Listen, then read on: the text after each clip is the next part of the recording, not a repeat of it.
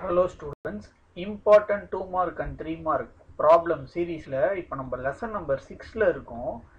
Example problem 6.15. இந்த problem வந்து n number of times கேட்டிருக்காங்க எக்ஸாம்ஸ்ல. அவ்வளோ ஒரு முக்கியமான ப்ராப்ளம். சரியா? ஸோ என்ன கொடுத்துருக்காங்க அப்படிங்கிறத ஃபர்ஸ்ட் பார்ப்போம். A focal length is 150 centimeters. அப்போ focal length எவ்வளோ கொடுத்துருக்காங்கன்னா 150 சென்டிமீட்டர்ஸ். ஓகேவா? அதை ஃபர்ஸ்ட் எழுதிக்கோங்க. எழுதிக்கிட்டு உடனே என்ன பண்ணிடணும், நம்ம இதை எஸ்ஐ யூனிட்டுக்கு மாத்திடுங்க. கரெக்டா? ஏன்னா நம்மளுக்கு எப்போதுமே யூனிட்ஸ் எதுல இருக்கணும், எஸ்ஐ யூனிட்ல தான் இருக்கணும். அப்ப இதை எப்படி சொல்லலாம், நம்ம 1.5 மீட்டர்னு சொல்லலாமா? எஸ் சொல்லலாம்.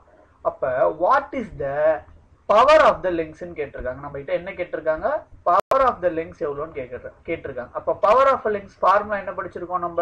Power of the lens is equal to is inversely proportional to focal length. அப்ப 1 divided by 1.5 மீட்டர்னு வரும்ல?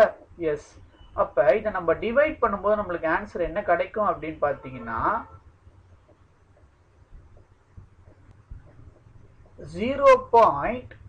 சரியா? இதை டிவைட் பண்ணும்போது நம்மளுக்கு ஆன்சர் என்ன கிடைக்கும்? 0.67 டயாப்டர்னு கிடைக்கும். ஸோ பவர் ஆஃப் த லெங்க்ஸுக்கு என்ன நம்ம யூனிட் சொல்லுவோம், நம்ம டயாப்டர்னு சொல்லுவோம். கரெக்டா? ஸோ டி அப்படின்னு போட்டாச்சு.